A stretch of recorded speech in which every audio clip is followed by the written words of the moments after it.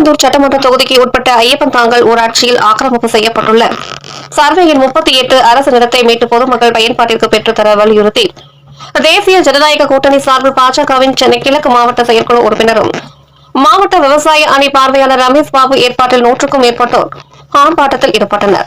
இதில் அரசு நிலத்தை மீட்டு ஆக்கிரமிப்பு செய்துள்ளவர்கள் மீது நடவடிக்கை எடுக்க வலியுறுத்தி கண்டன கோஷங்களை எழுப்பினர்.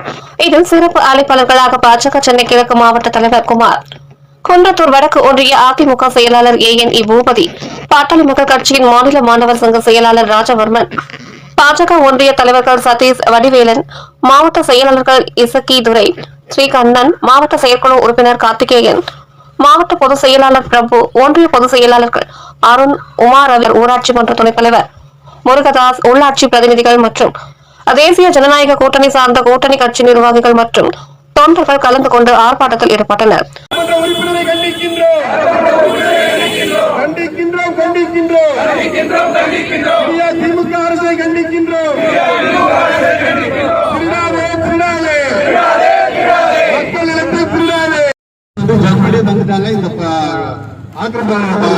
பட்டாவை கேன்சல் பண்ண சொல்லி எல்லாரும் கலெக்டர் ஆபீஸ்ல லெட்டர் போயிடுச்சு, தாலுகா ஆபீஸ்ல லெட்டர் போயிடுச்சு.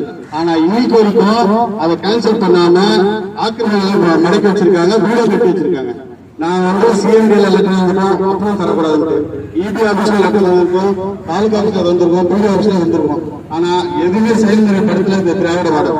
அதனால இந்த போராட்டத்தின் முடிவாக இது இருக்க வேண்டும். இல்லை என்றால் அது அடுத்ததாக எங்கள் மாவட்டத்தின் சார்பாக அந்த இடத்தில் தர்ணா என்று நேரத்தில் தெரிவித்து ஒரு இடம் இருக்கு. அத பட்டியலின மக்கள், அதாவது SC ST மக்களுக்காக ஒதுக்கப்பட்டு, அது முன்னாடியே ஒதுக்கப்பட்டது.